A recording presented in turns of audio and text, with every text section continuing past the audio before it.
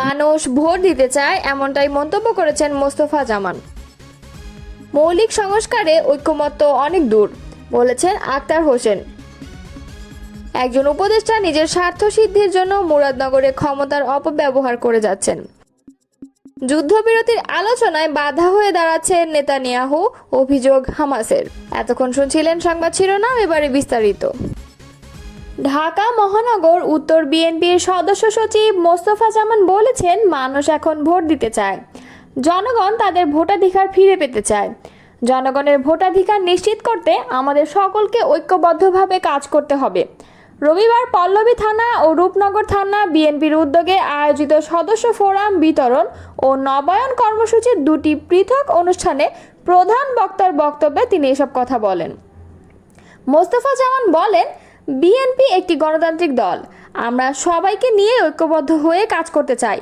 দলে দলীয় ঐক্য গড়ে তুলতে হবে। তিনি বলেন, বিএনপি কখনোই অন্যায়, বিশৃঙ্খলা কিংবা চাঁদাবাজিকে প্রশ্রয় দেয় না। যারা এসব অপকর্মে জড়িত তাদের জন্য বিএনপিতে কোনো জায়গা নেই। তিনি সাবধান করে বলেন, অনেকেই আগে আওয়ামী লীগ করতো, এখন বলছে আমরা বিএনপি করি। কিন্তু আওয়ামী লীগের থেকে যারা সুবিধা নিয়েছে, অন্যায় করেছে, তাদের বিএনপিতে স্থান দেওয়া যাবে না। দলে আসতে হলে ত্যাগ ও সততার প্রমাণ রাখতে হবে। মোস্তফা জামান তৃণমূলের নেতাকর্মীদের উদ্দীপ্ত করে বলেন, দলকে গড়ে তুলতে হলে বিশ্বাস, আস্থা এবং আদর্শকে ধারণ করতে হবে। আর সেই লক্ষ্যে আমরা একসাথে কাজ করে একটি জনগণের সরকার প্রতিষ্ঠা করব।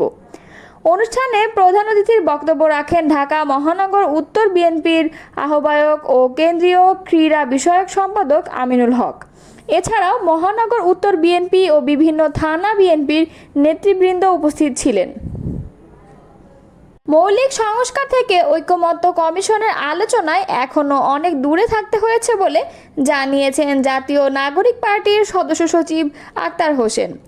রোববার রাজধানীর ফরেন সার্ভিস একাডেমিতে জাতীয় ঐকমত্য কমিশনের আলোচনা শেষে সাংবাদিকদের সঙ্গে আলাপকালে তিনি কথা বলেন। এ সময় আক্তার হোসেন বলেন, আজকের আলোচনায় মৌলিক সংস্কার ঐকমত্য হতে অনেক দূরে থাকতে হয়েছে। বিএনপির আপত্তিজনক সাংবিধানিক পদের নিয়োগ কমিটি গঠন করা যায়নি। মৌলিক সংস্কার বিএনপি সহ কয়েকটি দলের জন্য আটকে আছে বলেও জানান তিনি।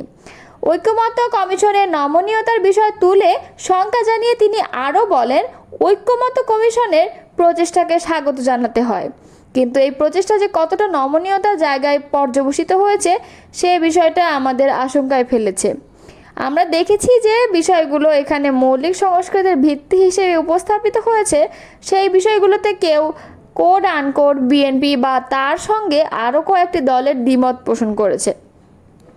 ঘন্টার পর ঘন্টা আলোচনা হয়ে যাওয়ার পরেও সেসব বিষয়ে অমীমাংসিত থেকে যাচ্ছে। হাউস সিদ্ধান্ত গ্রহণ করতে পারছে না, এটা আমাদের জন্য একটি আশঙ্কার জায়গা তৈরি করেছে। এনসিপির এই শীর্ষ নেতা বলেন, আমরা এমন এক বাংলাদেশ চেয়েছিলাম যে বাংলাদেশে ক্ষমতার ভারসাম্য থাকবে, বিকেন্দ্রীকরণ থাকবে। যদি সাংবিধানিক প্রতিষ্ঠানগুলোকে প্রধানমন্ত্রীর করায়ত্ত করা হয় পূর্বের মতো করে, তাহলে আমাদের এই ঐক্যবদ্ধ কমিশনে বসা, এত মানুষের জীবন দেয়া, তার আলাদা করে কোনো অর্থ থাকে না।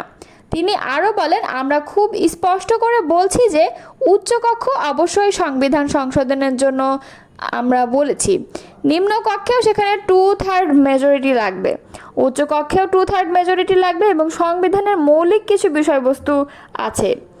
সকল প্রস্তাবে একমত হতে হলে আলোচনায় কেন ডাকা হয়েছে এই বিষয়ে প্রশ্ন তুলেছেন বিএনপি স্থায়ী কমিটির সদস্য সালাউদ্দিন।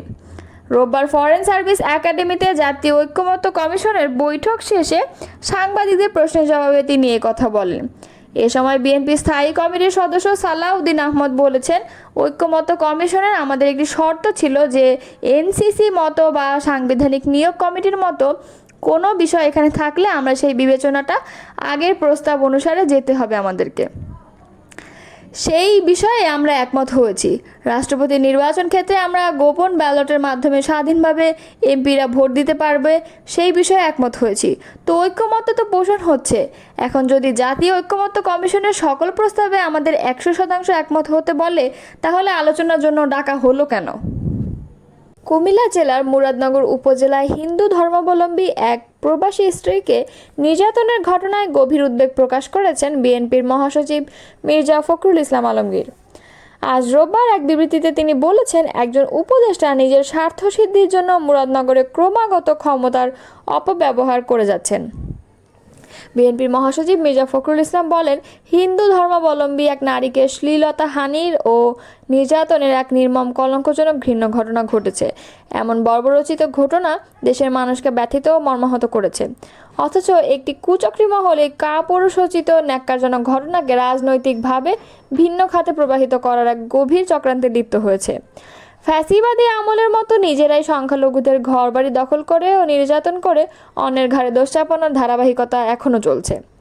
বিবৃতিতে মির্জা ফখরুল ইসলাম বলেছেন, ওই এলাকার একজন উপদেষ্টা নিজের স্বার্থসিদ্ধির জন্য মুরাদনগরে ক্রমাগত ক্ষমতার অপব্যবহার করে যাচ্ছেন। দুষ্কৃতকারী আশকারা পেয়ে সমাজবিরোধী নানা অপকর্মে মেতে উঠেছে। এক্ষেত্রে তারা দেশ বিদেশ থেকে অবিরাম মদত পাচ্ছে। উপদেষ্টা যদি জনসেবায় চেয়ে আত্মসেবাতেই ব্যস্ত থাকেন, তাহলে এলাকায় শান্তি বিঘ্নিত হবে। মুরাদনগরে বাসিন্দা উপদেষ্টা হওয়ার পর থেকেই আওয়ামী এমপিদের মতো এলাকায় আধিপত্য ও প্রভাব বিস্তার ব্যস্ত রয়েছেন। মির্জা ফখরুল ইসলাম বলেছেন, মুরাদনগরে হিন্দু ধর্মাবলম্বী নারীর শ্লীলতাহানি ও সহিংসতা মনুষ্যত্বহীন, অমানবিক, পাশবিক ও মহল বিশেষের রাজনৈতিক লক্ষ্য পূরণে অভিসন্ধি। আবারও সাম্প্রদায়িক সম্প্রীতি বিনষ্ট করে রাজনৈতিক ফায়দা লোটার আওয়ামী নোংরা কৌশলেরই পুনরাবৃত্তি দেখা যাচ্ছে। সম্প্রীতির ঐতিহ্যকে রাজনৈতিক উদ্দেশ্য সাধনের জন্য বিনষ্ট করা হচ্ছে। বিএনপির মহাসচিব বলেন, পতিত স্বৈরাচারের দোসররা অর্থবিত্তে সজ্জিত।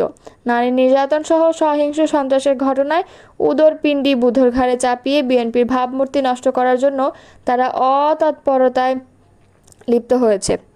শক্তিশালী পক্ষের আশীর্বাদ আছে বলে দুর্বৃত্তরা সহিংস কার্যাবলী চালাতে উৎসাহিত হচ্ছে। নারী নির্যাতনকারী অপরাধীদের কোনো রাজনৈতিক পরিচয় থাকতে পারে না বলেও বিবৃতিতে উল্লেখ করেন মির্জা ফখরুল। একই সঙ্গে হিন্দু ধর্মাবলম্বী প্রবাসী স্ত্রীকে শ্লীলতাহানি ও নির্যাতনকারী দুষ্কৃতিকারীদের দৃষ্টান্তমূলক শাস্তির দাবি জানিয়ে তিনি তার বক্তব্য শেষ করেছেন। দখলদার ইসরায়েল এবং হামাসের মধ্যে যুদ্ধবিরতির আলোচনা শুরু হয়েছে। গাজা উপত্যকায় চলমান সংঘাতের ইতি টানতে দুই পক্ষকে চাপ দিচ্ছেন মার্কিন প্রেসিডেন্ট ডোনাল্ড ট্রাম্প। তবে বেশ কিছু অসম্ভব শর্ত জুড়ে দিয়েছে ইসরায়েলি প্রধানমন্ত্রী। যুদ্ধবিরতির আলোচনা ব্যাহত করেন হামাসের জ্যেষ্ঠ নেতা মাহমুদ মারদাবি। খবর আল জাজিরার। হামাসের এই জ্যেষ্ঠ নেতা নিজের টেলিগ্রাম চ্যানেলে বলেছেন, অতীতে সম্মতি দিয়েছেন এমন অনেক বিষয়েও এখন বেঁকে বসছেন নেতানিয়াহু। এমনকি নেতানিয়াহুর আদৌ জিম্মিদের ফেরানোর ইচ্ছা রয়েছে কিনা তা নিয়েও প্রশ্ন তুলেছেন মারদাবি। তার দেয়া তথ্য অনুযায়ী যুদ্ধবিরতির এক পর্বে মাত্র 10 জন জিম্মিকে ছাড়িয়ে নেওয়ার ব্যাপারে আগ্রহী ইসরায়েলি প্রধানমন্ত্রী। তিনি একবারে সব জিম্মিদের ফেরাতে রাজি নন। মারদাবি বলেন, নেতানিয়াহু দাবি করেছেন তিনি জিম্মিদের নাম নির্বাচন প্রক্রিয়ায় জড়িত নন। তিনি মিথ্যা বলেছেন, তিনি কোনো চুক্তি চান না। এদিকে রোববার ট্রুথ